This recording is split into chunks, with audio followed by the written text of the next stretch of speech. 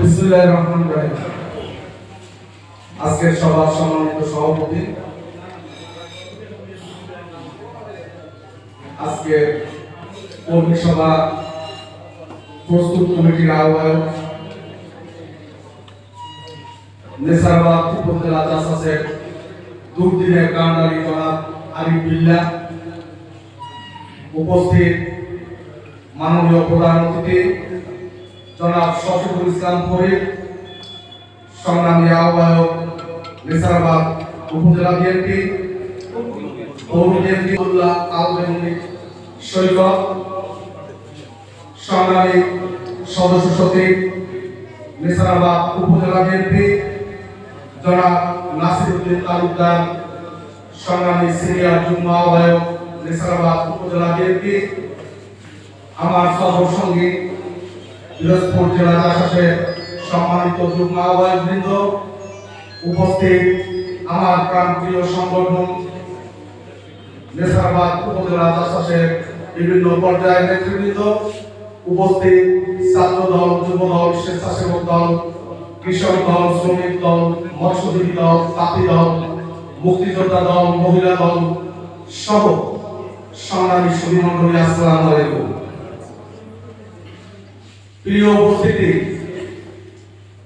দীর্ঘ 16 মহান আল্লাহ পাকের অশেষ রহমত এবং জাতীয়তাবাদী আদর্শের শহীদদের অক্লান্ত পরিশ্রমের বিনিময়ে আমরা একটি মুক্ত স্বাধীন বাংলাদেশ পেয়েছি।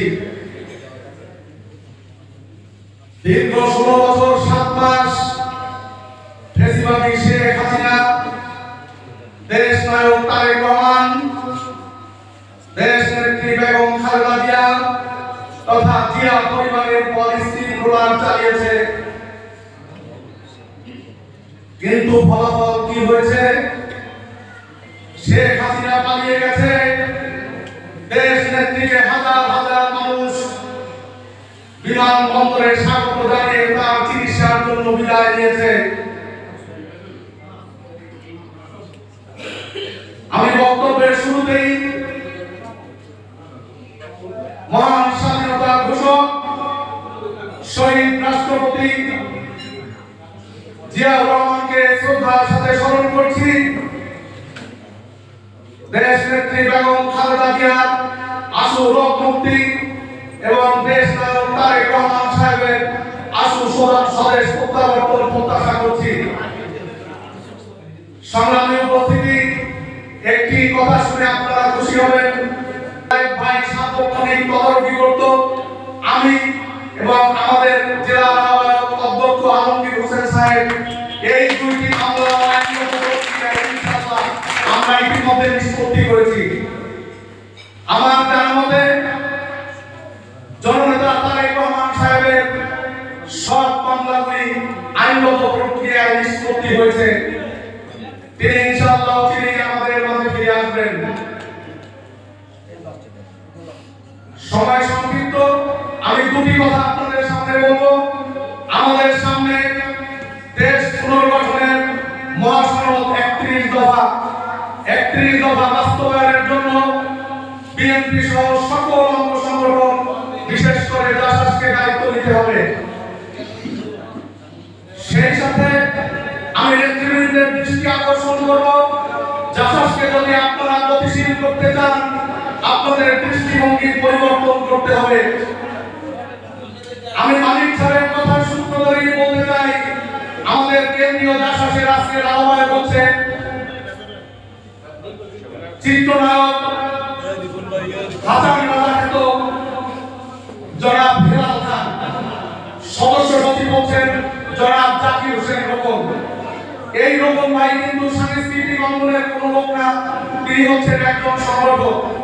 সুতরাং জাসাসকে যদি আপনারা ব্যবহার করতে চান, তাইলে সাংস্কৃতিক মনা লোকের সাথে সাথে দক্ষ সংগঠকদেরকেও প্রাধান্য দিতে হবে। অথবা যখন বিরোধী দলের আমল আসবে, যখন পুলিশ প্রোটেকশনে মিছিল মিটিং করা যাবে না, পুলিশকে ঠেলে মিছিল মিটিং করতে হবে, তখন জাসাসকে আপনারা খুঁজে পাবেন না। দীর্ঘদিন আমি বিভিন্ন উপজেলায় জাসাসের যে ডিজাইন দেখেছি, সেক্ষেত্রে 15-20 জনের একটি ইউনিট যারা জাতীয় সঙ্গীত বা দলীয় সঙ্গীত গাইতে পারলেই জাসাস পূর্ণাঙ্গ।